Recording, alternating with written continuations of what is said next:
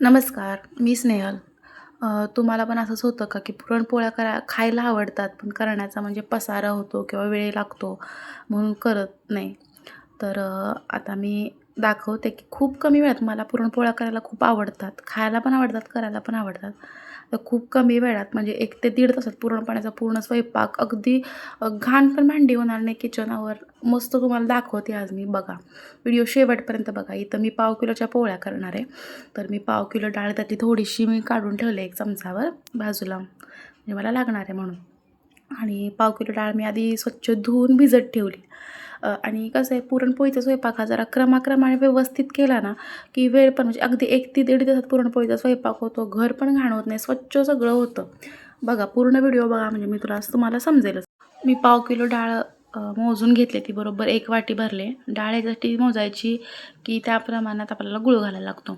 आता इथं डाळ भिजते तोपर्यंत मी बटाटे, म्हणजे बटाट्याच्या भाजीसाठी बटाटे उकडायला लावलेत. मी पश्चिम महाराष्ट्रातली, म्हणजे कराडची. आमच्याकडं पुरणपोळी, बटाट्याची भाजी, कटाची आमटी, कुरड्या, पापड आणि भजी असा मेनू असतो. प्रत्येक ठिकाणी प्रत्येक गावाची पद्धत वेगळी असते. कोणी चण्याची वगैरे, म्हणजे कडधान्याची भाजी करतात, कोणी मेथीची भाजी करतात. आमच्याकडे बटाटा भाजी आणि भजी असतात. तर आज मी भजी नाही करणार, बटाट्याची भाजी करणार आहे. तर बटाटे उकडायला लावलेत आणि लगे हात न सका पसारा तिथल्या तिथं आवरून घ्यायचा. म्हणजे जे काही खाली काढले ते लगेच आवरून घ्यायचं, म्हणजे पसारा होतच नाही. या सवयी अशा काही ठेवल्या ना, की मग सगळं स्वयंपाक सोप्पाच होतो. मग 1 वाटी डाळीला मी पाऊण वाटी गूळ घेतला आहे, तो बारीक चिरून ठेवला आहे. तर डाळ गूळ आता मी बाजूला ठेवला आहे. आता पीठ मळायला घेते. तर कणिक मळायला घेतले मी, पीठ पण चाळून घेतलं आहे. मी पूर्ण गव्हाच्या पिठाच्याच पोळ्या करते, मैदा वापरत नाही. तरीसुद्धा एकही पोळी फाटणार नाही. त्याच्यासाठी ट्रिक आहे, हळद टाकायची, थोडंसं मीठ टाकायचं आणि थोडं थोडं पाणी घेत असा घट्ट, म्हणजे सैलसरच गोळा मळायचा, पण एकदम पाणी नाही घालायचं. हळू मळायचं आणि मळून असा गोळा झाला, की त्याला तेल जेवढं, मला म्हणजे जेवढं पाणी वापरू ना, त्याच्या एक चौथा भाग आपल्याला तेल वापरायला लागतं. तेव्हाच ते पीठ छान होतं. गव्हाचं सुद्धा पीठ फाटत नाही किंवा पोळी अजिबात फाटणार नाही. हे काय, मी तेलाचा हात लावून मस्त ते मर्दून घेतलं आहे. मस्त सैलसर करायचं. एकदम तुम्ही पाणी ओतलत किंवा एकदम तेल पाणी एकत्र टाकलं तर नाही. एकदा तेलाचा पाण्याचा असा हात घेत मी मस्त सैलसर कणिक मळली आणि कणिक मळली ना, की असं त्याला अशी बोटं उठवायची आणि त्यात तेल टाकायचं आणि ठेवून द्यायची. आता पूर्ण आपली म्हणजे आधी जेवण बनवून घ्यायचं, नंतर शेवटी पोळ्या करायचं, तोपर्यंत हे पीठ मस्त मुरतं. आता बटाटे शिजलेत. मी बटाटे साईडला काढून ठेवलेत आणि त्याच कुकरमध्ये मी डाळ शिजवायला घालणार आहे. तर डाळ शिजायला टाकताना ते पाण्यासकट टाकायची, धुवून स्वच्छ ठेवलेली, त्याच्यामुळं पाण्यासकटच डाळ टाकले. त्याच्यामध्ये 1 चमचा हळद आणि थोडंसं चवीपुरतं मीठ टाकायचं आणि 1 चमचा तेल टाकायचं. म्हणजे तेलामुळं काय होतं, की डाळ शिजल्यानंतर जे पाणी आहे ते बाहेर नाही येत. आणि मिठामुळं तर मस्त रुचकर लागते डाळ, छान लागते. पुरण छान होतं. म्हणजे कुठल्या पण गोडाच्या पदार्थात मीठ असावंच. याच्यात आता 3 शिट्ट्या करायला लावलेत. आता एका साईडला पीठ मळून झाले, बटाटे शिजलेत, बटाटे थंड होत आहेत, डाळ शिजते. तोपर्यंत जरा नाश्ता केला आणि पोरांवर मजा मस्ती केली जरा. तक्षूला आमच्या सेल्फी काढायला आवडते. बाबू पण बघा सेम टू सेम करायला बघतो बरं का सगळं. बघा. पोरांवर मजा मस्ती केली की असा कामाचा थकवा होत नाही, काय नाही. छान होतं. आता तोपर्यंत तिकडं शिट्ट्या झाल्या. 3 शिट्ट्या काढल्या आहेत मी. 3 शिट्ट्यांमध्ये कुकर थंड झाला की बरोबर व्यवस्थित डाळ शिजते आणि डाळ शिजली की अशी चेपून बघायची शिजले का. नंतर गाळून घ्यायची. त्यात साधं आपल्याला तुम्हाला जेवढं पाहिजे तेवढ्या प्रमाणात असं कोमट, जास्त गरम नाही, कोमट पाणी घालायचं आणि डाळ म्हणजे त्याचा कट बाजूला काढायचा, म्हणजे येळवण्याची आमटी करायची. तर डाळ बाजूला काढले मी आणि चाळणीत अशी डाळ नितळायला ठेवायची, म्हणजे त्यात पाण्याचा अंश काही नाही राहिला पाहिजे. सगळं पाणी असं खाली गळलं पाहिजे, म्हणजे पुरण सुक्क होतं बरं का. म्हणजे जर पाणी राहिलं आणि गूळ टाकला ना, तर पुरण पातळ होतं, लवकर आटत नाही, मग पोळ्या पण चांगल्या होत नाहीत. आता मी काय करते, जास्त भांडी खरकटू नको म्हणून त्याच कुकरमध्ये मी, म्हणजे जाडबुडाचंच लागतं त्याच्यामुळे त्याच कुकरमध्ये मी डाळ परत टाकते म्हणजे येळवणे बाजूला काढून डाळ टाकते आणि त्यात तो किसलेला गूळ आणि तिथंच मी असा पावभाजीचा मॅशर घ्यायचा पोटॅटो मॅशर, त्याच्यात पूर्ण मॅश करून टाकायची, म्हणजे डाळ आणि गूळ असा एकजीव करायचा. याच्यामुळं काय होतं की पटकन पुरण होतं आणि परत जेव्हा आपण नाही का पुरण करायला जातो ना, त्यामुळे असं हार्ड पडत नाही, लगेच पटकन 5 मिनटात पुरण होतं. या अशा सोप्या सोप्या काही ट्रिक्स वापरल्या की पुरणपोळीचा स्वयंपाक एकदम सोपा. आणि या सगळ्या ट्रिक्स आहेत ना, त्या माझ्या अशा अनुभवात आल्यात बरं का. मी भरपूर वर्ष, मला वाटतं मी 7वीत असल्यापासून पोळ्या करते, मला आवडतात. त्याच्यामुळं मला ह्या अशा अनुभवानं सगळ्या टेक्निक समजल्यात. आता पुरण आटवायला घ्यायचं. आता पहिल्यांदा डाळ असं वाटतं की पातळ झालं आहे, म्हणजे पुरण गूळ नाही का त्यातला विरतळतो, त्याच्यामुळं असं वाटतं पातळ झालं आहे, पण काय नाही. हे गूळ परत आळला की थंड झालं, आळला ना गूळ की ते थंड झालं की होतं घट्ट. आता तोपर्यंत मी इकडं मसाला सांगते. हा माझा सिक्रेट मसाला आहे. मीच म्हणजे मला आवडते जी टेस्ट, त्या मी एकत्र करून अशा मसाला बनवते. त्यासाठी मी एक वेलची घेतले, 2 वेलची, थोडंसं सुंठ, जायफळ आणि बडीशेपनं खूप मस्त टेस्ट येते आणि चवीला पण सुंदर लागतात. त्याची बारीकशी पावडर केले. तोपर्यंत बघा हे सगळं पाणी आटलं आहे आणि घट्ट झालं आहे. आता त्यात ती पावडर टाकली की मस्त एकदम छान सुगंध येतो आणि लगेच हलवायचं. आणि ही पावडर शक्यतो सगळं पाणी आटलं ना, म्हणजे शेवटच्या स्टेपलाच टाकायची, म्हणजे त्याचा वास छान तसाच राहतो. आणि पुरण झाले का नाही बघायची एक ट्रिक आहे, ती सगळ्यांनाच माहिती आहे की जे आपला चमचा असतो तो उभा करून बघायचा पुरणात, की जर उभा राहिला असा की पुरण झालेलं आहे. तर पुरण झालं की लगेच वाटायला घ्यायचं. गरम गरम वाटाल ना तरच पटकन होतं, नाही तर मग ते थंड झालं की त्याचा गाळ भरपूर निघतो. बघा पटपट मी पुरण करून घेतलं ग्लासनं आणि छान पुरण झाले यात. आणि त्यात एक शेवटची स्टेप पुरणाची, म्हणजे ह्याच्यामुळं तर पुरणाची चव अप्रतिम लागते आणि ते पुरणाचं पोळ्यांना चिकटत नाही आणि फुटत पण नाही. ती स्टेप म्हणजे ना, 1 चमचा तूप टाकायचं त्यात. पुरण झालं की 1 चमचा तूप टाकायचं आणि पुरण योग्य झालं ते कसं ओळखायचं, की हाताला ना असा पुरणाचा गोळा झाला ना की हाताला एक असं लागलं नाही पाहिजे. पूर्ण हातातून ते म्हणजे बाहेर खाली पडलं पाहिजे, किंवा समजायचं की पुरण व्यवस्थित झालं आहे. की अशा पुरण झालं ना की तुमच्या पोळ्या तुम्ही कशाही लाटा, बिघडणार नाही, फुटणार नाही, काय नाही. तर मी लगेच पुरणाच्या भांड्यातलं पुरण काढून एका डब्यात भरून ठेवलं साईडला. इथं पीठ पण मळलेलं आहे, पीठ पण छान मुरलं आहे. एका साईडला पुरण ठेवलं आणि बाजूला ठेवलं. आता बटाटे शिजले इकडं येळवणे काढले, त्याच्यात आमटी करायचे. एवढा भांड्याचा ढीग पडला आहे. आता केली बटाट्याच्या भाजीची तयारी.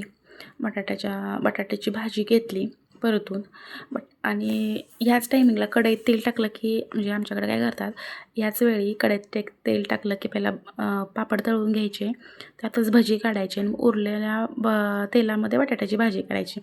पण आमच्याकडं तळलेलं जास्त खात नाहीत आणि कालच मी भजी केलेली, त्याच्यामुळे आज परत भजी नाही केले. मग डायरेक्ट मी बटाट्याची भाजी केली. आता इकडे येळवण्याची आमटीची तयारी. आणि बरेच जण येळवण्याच्या आमटीमध्ये कांदा टाकतात, तर आम्ही नाही टाकत. लसूण, खोबरं, कोथिंबीर, बस एवढा, आल्याचा तुकडा पाहिजे असला तर. आणि आमटीला ना भरपूर तेल टाकायचं आणि असं दरदरीतच वाटलेला मसाला टाकायचा, कढीपत्ता भरपूर टाकायचा, जिरे मोहरीची फोडणी द्यायची आणि मस्त गरम ती जो आपण येळवणी काढलेली असते त्याच्या गरम करायची कडकडीत. आणि मसाला भाजला की त्यात चटणी टाकायची. पाहिजे असेल तर गरम मसाला टाकू शकता. आम्ही काहीच नाही टाकत. मी फक्त लाल चटणी, म्हणजे आमचा हा घाटी मसाला टाकते. चांगलं तेल सुटलं की कडकडीत गरम केलेली ते डाळीचं पाणी टाकून द्यायचं आणि मंद गॅसवर ते बारीक गॅसवर ठेवायचं. बारीक गॅसवर ठेवाल तरच कट येतो. मोठ्या गॅसवर असे धडधड उकळी काढली ना की कट येणार नाही आणि ह्याला कटाची आमटी म्हणतात आणि याला कट आलाच पाहिजे. बारीक गॅसवर ठेवलं की कट येतो. आता इकडं भाजी ठेवले मी शिजायला, म्हणजे बटाट्याची भाजी परतले, एकीकडं आमटी ठेवले. आता ही आमटीला बारीक गॅसवर करायला लागते आणि बटाट्याची भाजी पण मस्त बारीक गॅसवर परतली की छान होते. तोपर्यंत मी आता किचनचा हा एवढा पसारा काढला झाला आहे, तो पटकन करा. आता फक्त राहिल्यात पोळ्या आणि पापड काय मी शेवटी भाजणार आहे जेवताना. तर एवढा पसारा झाला आहे तो मी 5 मिनटात आवरून घेते. म्हणजे हा पसारा आवरला की झालं ना, मग काहीच नाही. आणि ती भांडी जी असतात ना पुरणाची ती पण मग सुकत नाहीत अशा पद्धतीनं जर केलं ना. नाहीतर मग सगळ्या पोळ्या वगैरे झाल्या की अजून पसारा पडतो, मग ते भांडी घासायचा आहे तो वैताग. त्यापेक्षा डाळ की म्हणजे आमटी उकळते आणि बटाट्याची भाजी होते तोपर्यंत भांडी वगैरे सगळं आवरायचं, किचन वगैरे पुसून घ्यायचा. मग शेवटी राहतं फक्त पोळ्या करायच्या. पोळ्या शक्यतो आम्ही गरम गरमच करतो. आता सगळं काम माझं झालं आहे. आणि हे बघा पीठ एकदम मस्त भिजलं आहे, तरी पण मी तेलाचा हात लावून असं मर्दून घेतलं, छान मळून घेतलं आणि त्याचे गोळे करून घेतले. आता मी एकटीच पोळ्या करते. पूर्वी कसं असायचं की बरेच म्हणजे घरात 2-3 जण असायच्या. मग एकजण देणार लाटून, एकजण उंडे भरून देणार, एकजण लाटणार, एकजण भाजणार. अशा पोळ्यांचा पूर्ण साग्र संगीत स्वयंपाक व्हायचा, सगळे मिळून करायचे. पण एकतर पाव किलोच्याच पोळ्या आहेत आणि मी एकटीच आहे. मग मी काय करते की असे गोळे करून ठेवते पिठाचे आणि पुरणाचे पण उंडे असे बनवून ठेवते. मग एकत्र जर पुरणाचा नाही यायचा आपला उंडा बनवला ना की त्यातलं पूर्ण असं चिकट पातळ होतं. त्यापेक्षा ना पुरणाचे असे गोळे करायचे आणि कणकेचे पण गोळे करायचे आणि साईडला ठेवायचे, म्हणजे अंदाज पण समजतो. आणि पाव किलोमध्ये ना बरोबर 7 ते 8 पोळ्याच होतात बरं का. म्हणजे मीडियम साईजच्या, म्हणजे व्यवस्थित साईजच्या तवा भरून केल्या ना जास्त पूर्ण घालून तर 7 ते 8च पोळ्या होतात. आणि तुम्ही जर नवीन असणार पोळ्या करणारे, म्हणजे तुमच्या पोळ्या फुटतात, तर काय करायचं की 10 ते 11 पोळ्या करायच्या पाव किलोच्या पुरणात. म्हणजे काय होतं पीठ जास्त वापरायचं आणि पुरण कमी. तशा पण पोळ्या छान होतात. पण आम्हाला अशा भरपूर भरलेल्या पोळ्या आवडतात. मग आम्ही 7 ते 8च, मी तर आज 7च केल्यात पोळ्या. नंतर असा उंडा भरून घ्यायचा. उंडा भरण्याची पण एक टेक्निक आहे. असा वाटीसारखा आकार करायचा कणकेचा. पिठाचा हात लावत लावत ना त्यात पुरण भरायचं आणि वरचं एक्स्ट्राचं पीठ द्यायचं काढून. पोळी मस्त लाटून घ्यायची. पुरणपोळी बघा अशी फिरली पाहिजे. पीठ आणि पुरण व्यवस्थित झालं की पुरणपोळी फुटतच नाही. किती छान पुरणपोळी झाली बघा. आणि आता फुगणाऱ्याची गॅरंटीच आहे. कारण पुरण व्यवस्थित झालं ना की अशी जास्त चिकट नाही झालं की पोळीला ते म्हणजे चपातीला कणकेला ती चिकटूनच बसत नाही. त्याच्यामुळे पूर्ण पसरलं पण जातं आणि पोळी बघा कशी टम्म फुगते. अशाच पद्धतीनं मी सगळ्या पोळ्या करून घेतल्या. काही 7च पोळ्या होत्या. पटकन पोळ्या करून घेतल्या. पुरणपोळ्या हा माझा खूप आवडीचा विषय आहे, जवळचा. मला पुरणपोळीचा का माहीत का लोकांना पुरणपोळीच्या जेवणाचा कंटाळा येतो. मला पुरणपोळ्या करायला खूप आवडतात. खाण्यापेक्षा मला म्हणजे मी पुरणपोळी दुसऱ्या दिवशीच खाते चहाबरोबर गरम करून. पुरणपोळी किंवा ताजी किंवा मग एकदम शिळी झालेली अशी मला आवडते. म्हणजे तव्यातनं काढल्या खाणार, नाही तर मग दुसऱ्या दिवशीच खाणार मी चहाबरोबर असं. पण मला पुरणपोळ्या बनवायला पण खूप आवडतात. झालं. आणि शेवटी पुरणपोळ्या करून झाल्या की शेवटी आता भात लावला. 2 वाट्यांचा भात लावला इथं. आणि नंतर जेव्हा जेवायला बसणार, भात होईपर्यंत जेवायला बसणार या साईडला की लगेच पापड तळून घेतले. कुरड्या वगैरे काही नाही आता झालं वर्षाचं. यावर्षी काही केल्या नव्हत्या, मागच्या वर्षीच्या होत्या त्या फक्त कुरड्या. बघा किती वेळात पुरणपोळीचा स्वयंपाक तयार झाला, स्टेप बाय स्टेप. इकडे भात तयार आहे, बटाट्याची भाजी आहे, आमटी आहे आणि खाली अशा पुरणपोळ्या झालं काय आहे त्यात. आता घेतली ताटं वाढायला. तर बरेच जण गुळवणी करतात. आता गुळवणी मी म्हणजे खूप गोड होतं म्हणून नाही खात. मग दूध घेतलं आहे, दुधात तूप थोडंसं घालून मी गरम केलं आहे. तर कसा वाटला तुम्हाला माझा आजचा व्हिडिओ. आणि व्हिडिओ जरा थोडा तरी हेल्पफुल वाटला ना तर नक्की लाईक, शेअर आणि सबस्क्राईब करा. आणि नक्की एकदा ह्या पद्धतीनं पुरणपोळ्या करून बघा, तुम्हाला आवडतील, छानच होतील. पहिल्यांदा केला तरी चुकणार नाहीत, काय नाहीत. आणि याच पद्धतीनं करा म्हणजे पटकन झटकीपट होतात आणि पुरणपोळीचा जेवण करायचं ना कंटाळा येणार नाही, तुम्ही सारख्या कराल. तर चला, व्हिडिओ शेवटपर्यंत बघितल्याबद्दल धन्यवाद.